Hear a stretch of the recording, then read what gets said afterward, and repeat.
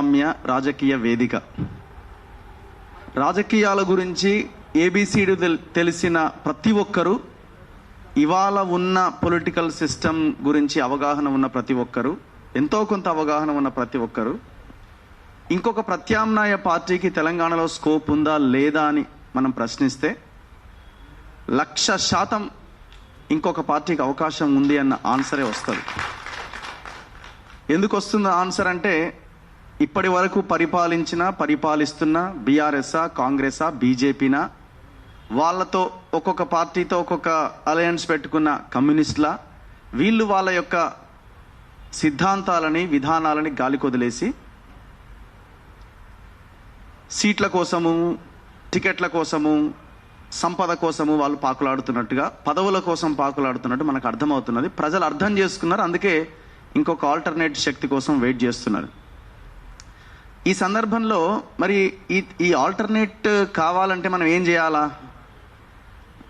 ఒక round table, ఒక press meet, లేదు ఒక ఇష్యూ వస్తే ఒక ధర్నా ఇందిరా పార్క్ దగ్గర, ఇది సరిపోతుందా అన్నది మనకు మనంగా క్వశ్చన్ చేసుకోవాల్సిన అవసరం ఉంది. ప్రభుత్వాలు చాలా క్లియర్గా ప్రజల్ని ఏమారుస్తున్నాయి, మభ్యపెడుతున్నాయి. రోజుకొకటి, నెలకొకటి, వారానికి ఒక ఈవెంట్ లాగా, క్యాటరింగ్ వాళ్ళు ఉదయం ఒక ఈవెంట్, సాయంత్రం ఒక ఈవెంట్ చేసినట్టు ఈ ముఖ్యమంత్రి, గత ముఖ్యమంత్రి, ఎవరు పరిపాలిస్తున్న ప్రతి ఒక్కరు కూడా ఈవెంట్స్ చేస్తున్నారు. గ్లోబల్ సమ్మిట్ అంటాడు ఒక రోజు, ఇంకో రోజు మూసీ దగ్గర గాంధీ విగ్రహం అంటాడు, ఇంకో రోజు ఇంకోటి అంటాడు. ఈ ఈవెంట్లలో పడి మనం కొట్టుకపోతా ఉన్నాం. సో వాళ్ళు ఈవెంట్స్ చేసినట్టు మనం కూడా రాజకీయ పార్టీ పెడుతున్నాం, మేమే ఆల్టర్నేట్ కాబోతున్నామని మనం కూడా ఈవెంట్సే చేస్తున్నామా? ఒక్కసారి మనం ఆత్మ పరిశీలన చేసుకోవాలి. సో ఆ దిశగా మనం ప్రయాణం చేస్తే మనం గోల్ రీచ్ అవ్వడం కాదు, 2 అడుగులు కూడా మనం ముందుకు వేయలేం. ఇప్పుడున్న రాజకీయాల్లో నిజాయితీ గల వాళ్ళు, హానెస్ట్ గల వాళ్ళు, ఇప్పుడు మనమంతా నిజాయితీ, హానెస్ట్ ఉన్న వాళ్ళే, త్యాగం చేసిన వాళ్ళు, పోరాటం చేసిన వాళ్ళే ఉద్యమకారులు ఇక్కడంతా కూర్చున్నారు. ఇప్పుడున్న రాజకీయాలు ఎట్లున్నాయి? టోటల్గా పొల్యూట్ అయి ఉన్నాయి. అది ఒప్పుకోవాల్సిందే. రాజకీయ పార్టీలు, రాజకీయ నాయకులు వ్యవస్థని పొల్యూట్ చేశారు. ప్రజలు కూడా ఇక ఈ రాజకీయాలు ఇంతే, ఈ నాయకులు ఇంతే, ఎవడు మనకు చేసేది ఏం లేదు, ఈ పూట గడిస్తే చాలు అనుకునే సిచ్యువేషన్లోకి ప్రజల్ని నెట్టేసి వాళ్ళని ఎలక్షన్స్లో డబ్బులు తీసుకునేలాగా పార్టీలు చేసినాయి. వాళ్ళు కూడా అట్లే ఉన్నారు. మరి ఈ పొలిటికల్ సిస్టంలో మనం ఎట్లా ప్రజల్ని ఒప్పించి, ప్రజల్ని మెప్పించి, మేమే మీకు ప్రత్యామ్నాయమని వాళ్ళలో దాన్ని నింపి మనం ఎట్లా ముందుకు రావాలి? ఇది ఒక పెద్ద యుద్ధమే. ఇదేదో ఈజీగా ఒక దగ్గర కూర్చొని ఒక మాట మాట్లాడి వెళ్తే ఇది సరిపోదు. ఖచ్చితంగా దీనికోసం ఒక పెద్ద త్యాగం చేయాలి. సో ఆ త్యాగం చేయడానికి అందరూ రెడీగా ఉన్నారు. కానీ ఆ ప్రయత్నం ఏ రకంగా ముందుకెళ్లాలన్న దాని మీదనే గంటలు, రోజులు, నెలలు చర్చలు జరగాల్సిన అవసరం ఉంది. ఫస్ట్ దాని మీద డిస్కషన్ జరగాలి. సో ఆ డిస్కషన్ జరగకుండా, దాన్ని ముందు పెట్టకుండా మనం ముందుకెళ్తాం, 9 పార్టీలు కలిసినాయి అంటే కష్టం. సో ఆ ఆలోచన ఫస్ట్ మనం చేయాల్సిన, ఎందుకంటే మేము గ్రౌండ్లో తిరుగుతున్నాం. గ్రౌండ్ రియాలిటీ ఏంటి? ప్రజలు ఏమి ఆలోచిస్తున్నారు? ప్రజలు ఏమీ అడగరు. ప్రజలు మాకు ఇది కావాలి, అది కావాలి అని. ప్రజలు అడిగేది ఏంటంటే ఆ లీడర్ మనకు అందుబాటులో ఉన్నాడా లేదా, కనీసం మన మాట వింటుండా లేదా అని మాత్రమే అడుగుతారు. ఇప్పుడున్న ఎమ్మెల్యేలు, ఎంపీలు, పార్టీల నాయకులు ఆ కోరికను కూడా నెరవేర్చలేకపోతున్నారు. ఎట్లా దోపిడీ చేయాలి, ఎట్లా సంపాదించాలి, నెక్స్ట్ ఎలక్షన్స్కి ఎట్లా ఖర్చు పెట్టాలి, దాన్ని ఏ రకంగా తీసుకురావాలి, దీని మీదనే ఫోకస్ పెడుతున్నారు. కాబట్టి ప్రజల్ని గాలికి వదిలేస్తున్నారు.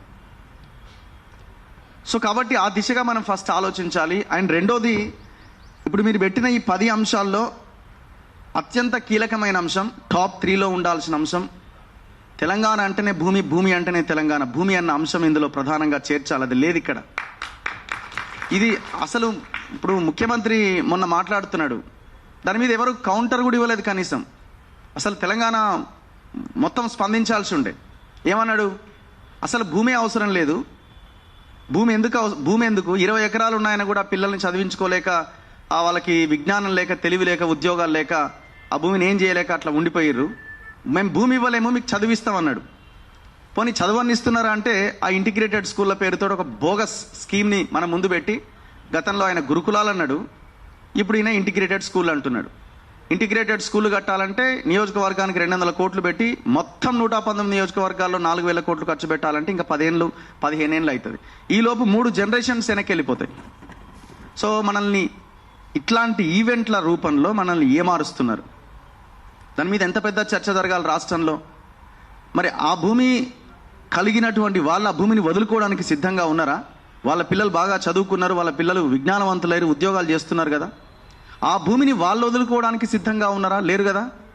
అదే భూమిలో రియల్ ఎస్టేట్ వ్యాపారం చేస్తున్నారు, ఇంకా భూములు కబ్జాలు చేస్తున్నారు. మన ఉన్న ఎకరమో 2 ఎకరాల గుంటో 2 గుంటలు ఉన్న మన దగ్గర ఉన్న భూమిని కూడా కబ్జాలు చేస్తున్నారు.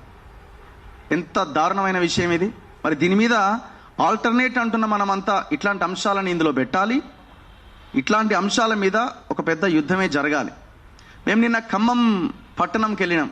ఖమ్మం టౌన్లో కలెక్టరేట్ ఆఫీస్కి జస్ట్ ఒక 500 మీటర్స్ కూడా ఉండదేమో, నడుచుకుంటూ వెళ్ళిపోవచ్చు. వెలగమట్ల, ఖమ్మంలో ఎవరైనా ఉంటే అది ఐడియా ఉంటుంది. వెలుగుమట్ల అన్న గ్రామం ఇది, కలెక్టరేట్ దగ్గర. 2014కి ముందు అక్కడ భూదాన్ యజ్ఞ బోర్డు దాదాపు 1895 మందికి ఇండ్ల స్థలాల పట్టాలు ఇచ్చింది. 1895 అంటే దాదాపు 1900 మంది. 1900 మంది పట్టాలు ఇస్తే రెవెన్యూ కానీ గవర్నమెంట్ కానీ వాళ్ళు ఇల్లు కట్టుకోవడానికి ఇంతవరకు అవకాశం ఇవ్వలే. ఎంత దారుణమైన పరిస్థితి అంటే, నిన్న రాత్రి మేము ఈ రిటైర్డ్ ఎంప్లాయీస్ సంబంధించిన ఒక ఆయన రిటైర్డ్ ఎస్ఐ చనిపోతే ఆ ఇంటికి వెళ్ళి అక్కడికి వెళ్ళేసరికి మాకు రాత్రి 9 అయింది. ఈ క్షణం వరకు వాళ్ళకి కనీసం పవర్ లేదు, వాటర్ కూడా లేదు. ఎక్కడ బతుకుతున్నాం మనం? ఖమ్మంలో ఉన్నాం. ఖమ్మంలో 3 మంత్రులు ఉన్నారు.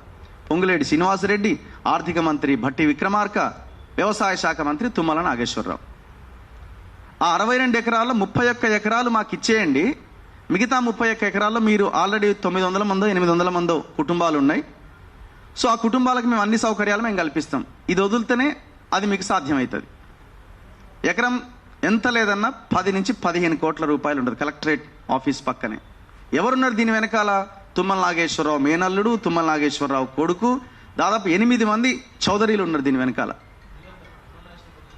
యుగేందర్, ఇంకెవరెవరో పలానా పేర్లు ఉన్నాయి.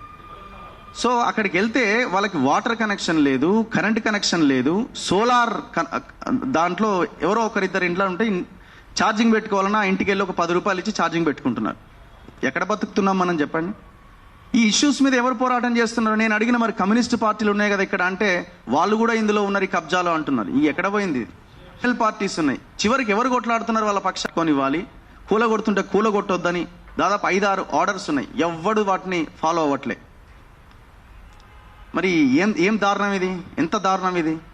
రెవెన్యూ శాఖ మంత్రి, నేనేమంటున్నా అంటే ఈ రాజకీయ కూటమికి ఇప్పుడు దాన్ని ఒక ఇష్యూ కింద, ఫస్ట్ ఇష్యూ కింద టేకప్ చేయండి. ఇది డిమాండ్ అనుకోండి, రిక్వెస్ట్ అనుకోండి. అక్కడికి వెళ్ళి ఒక మీటింగ్ పెట్టండి, ఫస్ట్ దాన్ని టేకప్ చేయండి. టేకప్ చేసి మిగతా విషయాల మీద ఫైట్ చేసే ప్రయత్నం చేయండి. సో ఏదో ఒకటి పబ్లిక్కి అల్టిమేట్గా మీరు తెలంగాణలో చూడండి, అందరు ఎమ్మెల్యేలైనా ఎమ్మెల్సీలైనా లేకపోతే ఎంతో కొంత ఐడెంటిటీ వచ్చిన మాలాంటి వాళ్ళకు కూడా ఇష్యూస్ మీద పోరాడిన వాళ్ళకే, ప్రజల పక్షాన నిలబడ్డ వాళ్ళకే ఖచ్చితంగా ఒక ఐడెంటిటీ, ఒక గుర్తింపు అనేది వస్తుంది. సో ఈ అన్ని రాజకీయ పార్టీలు కేవలం పార్టీలుగా రిజిస్టర్ అయిన పార్టీలుగా ఉండొద్దు అని అంటే, మీరు ప్రజల పక్షాన నిలబడి ఒక 6 నెలలు 1 year ఒక టార్గెట్ పెట్టుకొని మీరు ప్రజల్లో ఉండండి. ఎందుకు రిజల్ట్ రాదో మీరు చూడండి. 100కు 100%, 200% రిజల్ట్ వస్తుంది. విషయం ఏంటంటే, అవతలివాడు చేసే రాజకీయాలని, కుట్రలని తట్టుకోలేక మనం కొంత ముందడుగు వేయలేకపోతున్నాం. ఖచ్చితంగా డబ్బులు కావాల్సిందే. డబ్బులు ఎందుకు? ఇప్పుడు చాలా మంది అంటుంటారు రూపాయి లేకుండా రాజకీయం చేయలేమని. అరే, నీ వెనకాల ఒక కారు, నువ్వు కారులో తిరగాలన్నా, నీ కారులో 4 కూర్చోవాలన్నా, వాళ్ళకి తిండి పెట్టాలన్నా మినిమం అమౌంట్ అవుతుంది. సో అది ప్రజల దగ్గర నుంచి తీసుకోవడమా, ఏదో ఏ రకంగా నిజాయితీగా దాన్ని మొబిలైజ్ చేసుకొని ఎట్లా రాజకీయాలు చేయాలన్న దాని మీద ఆలోచన చేసే ప్రయత్నం చేయండి. సో అప్పుడు మాత్రమే మనం సక్సెస్ కాగలుగుతాం. ఈ 10లో ఒకటి తీసినా పర్లేదు, భూమి అన్న అంశాన్ని ప్రధానంగా చేర్చండి. లేదు 11వదైనా యాడ్ చేయండి. ఇది చాలా ఇంపార్టెంట్ ఇది. సో తెలంగాణలో ప్రత్యామ్నాయం ఎందుకు అంటే, ఇప్పుడున్న ఏ పార్టీ కూడా సరైన దిశలో ముందుకెళ్ళట్లేదు. ముందుకెళ్ళకపోవడం కాదు, కలిసిపోయి పనిచేస్తున్నాయి. ఎంత దారుణం అసలు! ఐడియాలజీ గురించి మాట్లాడే పార్టీలు, సిద్ధాంతం గురించి మాట్లాడే పార్టీలు, బీజేపీ కాంగ్రెస్ ఒక్కటవడం ఏంటండి? ఎంత దారుణమైన విషయం ఇది! భారతీయ జనతా పార్టీ కాంగ్రెస్ ఒకటైంది. ఒకటవ్వడం వల్ల ఒక జిల్లాని తిట్టుకుంటున్నారు ఆ నాయకులు ఎట్లా ఒకటైరు మీరని. చివరికి అది మన మీద కూడా వచ్చింది. ఎట్లా ఈ వ్యవహారం అని మనం క్వశ్చన్ చేస్తే మన వర్గాలకు చెందిన బండి సంజయ్ కేంద్ర మంత్రి నా మీద దుష్ప్రచారం చేసే ప్రయత్నం చేస్తున్నాడు. ఎక్కడున్నాం మనం? నువ్వు నీ తప్పును సరిదిద్దుకొని అడుగు ముందుకేయాల్సిన వాడివి, మాలాంటి వాళ్ళు మాట్లాడిన దాన్ని ఉపయోగించుకున్న వాడి చివరికి మా మీదనే యుద్ధం ప్రకటిస్తున్నావు. సో అందుకే మనోడెవడు అవతలోడెవడు. ఇప్పుడు ఆయా పార్టీలో ఉన్న బీసీలందరూ మన వాళ్ళే, ఆయా పార్టీలో ఉన్న ఎస్సీలందరూ ఎస్సీ నాయకుల గురించి చెప్తున్నా, నాయకులందరూ మన వాళ్ళే, ఆయా పార్టీలో ఉన్న ఎస్టీ నాయకులందరూ మన వాళ్ళే అనుకుంటే పొరపాటు. కొంతమంది చెంచాలు కూడా ఉంటారు, వాళ్ళని మనం కనిపెట్టి ముందుకు వెళ్లాల్సిన అవసరం కూడా ఉన్నది. ఏం చేయగలుగుతాడు బండి సంజయ్? నన్ను ఏం చేయగలుగుతాడు? నీ పార్టీలో ఉన్న వాళ్ళ నాయకులను తిట్టినట్టు కాదు కదా. ఇక్కడ మీ సేనలు మమ్మల్ని పీకేది కానీ చేసేది కానీ ఏమీ లేదు. సింపుల్. ఎందుకు మాట్లాడాల్సి వస్తుంది అని అంటే, ఇంత కష్టపడుతున్నాం మార్నింగ్ నుంచి నైట్ వరకు. మేము ప్రజల పక్షాన నిలబడి ఎక్కడి ఖమ్మము, ఎక్కడి ఆదిలాబాదు, ఎక్కడి జిల్లాలు, ఎక్కడి తిరగడాలు, మళ్ళా విపరీతమైన తీవ్రమైన అలిగేషన్స్. వీడు ఇంత సంపాదించు అంత సంపాదించు, వాటితో డీలు వీనితో డీలు. అరే భూమి గురించి మాట్లాడితే డీలు, మీరు మాట్లాడరు, మీకు చేత కాదు. అడుగు పెట్టిండ ఎవడైనా ఒక భూమిలో? 340 ఎకరాల ఒక భారీ వెంచర్లో మేము అడుగుపెట్టి వాడి లెక్క మొత్తం తెలిస్తే వాడి వాళ్ళ దాదాపు 500,000 కోట్ల రూపాయలు నష్టపోయిండు. వాడు చెప్పుకుంటున్నాడు ఇంత నష్టమైంది నాకని. వాడు నష్టం కావాలని కాదు, కానీ ఆ భూమి దాదాపు ఒక 30 ఎకరాల అసైన్డ్ ల్యాండ్, 30 ఎకరాలు ఇంటూ 40 కోట్లు వేసుకున్నా అది వాళ్ళ గవర్నమెంట్కి మిగిలింది. అక్కడ వెళ్ళి ఎంఆర్ఓ ఇది అసైన్డ్ ల్యాండ్ అని ప్రకటించండి. ఇది మా సక్సెస్. ఏ దాని మీద మేము ఆపలేదే, ఏ ఒక్క వీడియో డిలీట్ చేయలేదే. ఇంత ట్రాన్స్పరెంట్గా పనిచేసిన తర్వాత కూడా ఇన్ని రకాల ఆరోపణలు వస్తున్నాయి. అయినా భయపడేదే లేదు. సిస్టమ్ అట్లున్నది. అన్నింటిని ఎదుర్కోవాల్సిందే, అడుగు ముందుకేయాల్సిందే.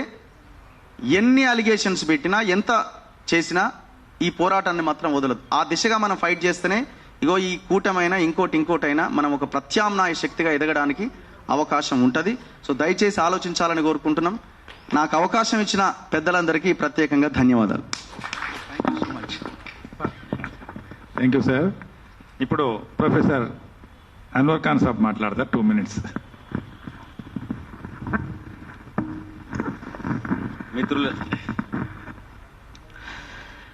మిత్రులందరికీ సలాములు.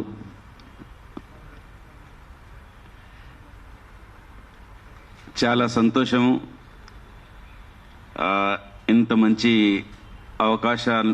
అవకాశం సందర్భంలో అవకాశం కల్పించడం, దానికి अच्छी बात, बहुत बहुत शुक्रिया. मैं बहुत खुश हूँ कि इतने अच्छे लोग अच्छी सूझबूझ के साथ एक अहम फैसला किए हैं, ఒక మంచి డిసిషన్. దానికి నేను సపోర్ట్ మరి శుభాకాంక్షలు తెలుపుతాను. అయితే అందరూ మాట్లాడడం కంటే ఎక్కువగా